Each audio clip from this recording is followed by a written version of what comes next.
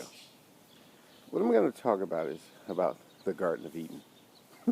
As I'm out here in the garden. I'm not really in the garden. I'm in the park.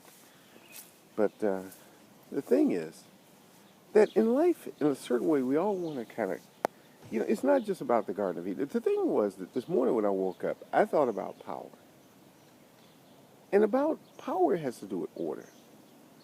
And people who, I suppose I could just start off with a cult leader, like in Jonestown. A person like that promises you paradise. And people want that. There has to be a supply and demand issue when it comes to power because you got to have something and other people want it.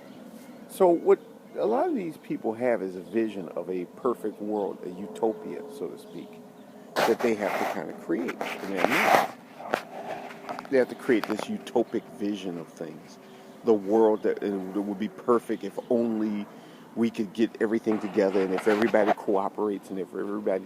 Yeah, you create this world. And that's what gives you power because you have the magical ability to make it happen. And so if only everybody cooperates, and that gives you power. Now, you can't really create this world. And maybe at the beginning you thought you could, but as time goes on, you become more and more conscious of the fact that you can't. That's when things sort of are hurling toward destruction because eventually groups like that fall apart. They cannot exist for very long because it's all built on a false ideal and a false premise that somehow this one person has this great power to create a paradise. And they really don't. And that's when things collapse.